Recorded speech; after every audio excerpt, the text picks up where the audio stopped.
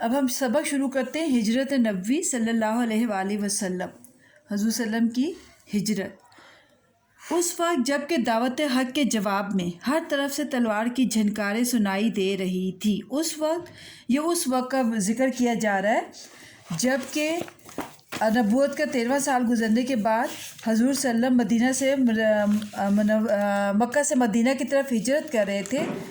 تو اس دوران میں جو بھی حالات و واقعات پیش آئے اور حضور صلی اللہ علیہ وسلم و صحابہ کرام کو جو تکلیف و مشکلات کا سامنا کرنا پڑا، ان سب سے اس سبق میں آگاہی دی جا رہی ہے۔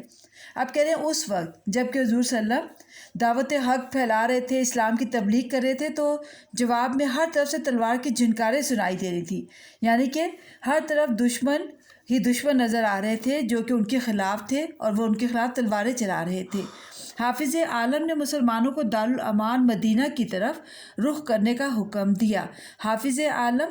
دنیا کی حفاظت کرنے والا، یہاں مراد اللہ تعالیٰ۔ حافظ عالم نے مسلمانوں کو دارالامان، دار جگہ، امان امن کی جگہ یعنی مدینہ کی طرف رخ کرنے کا حکم دیا، لیکن خود وجود اقدس صلی اللہ علیہ وآلہ وسلم، وجود اقدس پاک وجود، پاک ذات، جو ان ستمگاروں کا حقیقی ہدف تھا، ستمگار ظلم کرنے والوں کا اصل نشانہ تھے، حضور صلی اللہ علیہ وسلم ان ظلم کرنے والوں کا اصل نشانہ تھے، اپنے لیے حکم خدا کا منتظر تھا۔ حضور صلی اللہ علیہ وسلم کوئی بھی کام حضور اللہ تعالیٰ کی مرضی کے بغیر نہیں کرتے تھے، جب ان پہ وحی آتی تھی تو وہ کام کرتے تھے۔ ابھی تک حضور صلی اللہ علیہ وسلم پہ وحی نہیں آئی تھی کہ آپ بھی مکہ سے مدینہ ہجرت کر جائیں، اس لیے وہ ابھی تک مکہ میں ہی ٹھہرے ہوئے تھے، اللہ کے حکم کا انتظار کر رہے تھے، اور انہوں نے باقی صحابہ کرام کو مکہ سے مدینہ بھیج دیا تھا۔ نبوت کا 13واں سال شروع ہوا اور اکثر صحابہ مدینے پہنچ چکے، تو وحی الہی کے مطابق حضرت صلی اللہ علیہ وآلہ وسلم نے بھی مدینے کا عزم فرمایا، ارادہ فرمایا، کیونکہ اب اللہ تعالیٰ نے وحی بھیج دی تھی کہ اب آپ بھی جا سکتے ہیں۔ قریش نے دیکھا کہ اب مسلمان مدینے میں جا کر طاقت پکڑے جاتے ہیں اور وہاں اسلام پھیلتا جاتا ہے، چنانچہ لوگوں نے مختلف رائے پیش کی۔ اب انہوں نے رائے کیوں پیش کی کہ بھئی مسلمان پہلے مکہ میں اسلام کو پھیلا رہے تھے، ہم نے ان کو تنگ کیا کہ یہاں اسلام نے پھیلائیں، ان کو تکلیف دی، تو یہ یہاں پہ اسلام پھیلانے کے بعد اب مدینہ جا رہے ہیں اور اب یقیناً یہ مدینے میں بھی جا کے اسلام کو پھیلائیں گے، اور چونکہ کافروں کو یہ منظور نہ تھا، اس لیے انہوں نے مختلف رائے پیش کی کہ اس کی روک تھام کے لیے کیا کیا جائے۔ ایک نے کہا،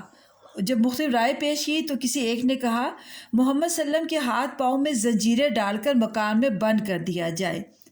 دوسرے نے کہا جلا وطن کر دینا کافی ہے، یعنی ان کو وطن سے نکال دینا ہی کافی ہے۔ ابو جہل نے کہا ہر قبیلے سے ایک شخص انتخاب ہو اور پورا مجمع ایک ساتھ مل کر تلواروں سے ان کا خاتمہ کر دے۔ ابو جہل جو اس کے سب سے بڑا ان کا دشمن تھا، اس نے یہ رائے دی، اس صورت میں ان کا خون تمام قبائل میں بڑھ جائے گا اور آل ہاشم اکیلے تمام قبائل کا مقابلہ نہ کر سکیں گے۔ اس اخیر رائے پر اتفاق ہو گیا، سب نے مان لی یہ رائے اور جھٹ پٹے سے آ کر رسول اللہ صلی اللہ علیہ وآلہ وسلم کے آستانہ مبارک کا محاصرہ کر لیا، اس مکان کو گھیر لیا۔ اہل عرب زنانہ مکان کے اندر گھسنا معیوب سمجھتے تھے،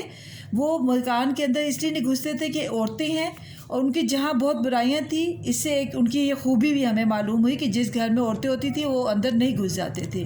اس لیے باہر ٹھہرے رہے کہ حضرت صلی اللہ علیہ وآلہ وسلم نکلیں تو یہ فرض ادا کیا جائے۔ کون سا فرض ادا کیا جائے؟ نعوذ باللہ حضور صلی اللہ علیہ وآلہ وسلم کو ختم کرنے کا فرض ادا کیا جائے۔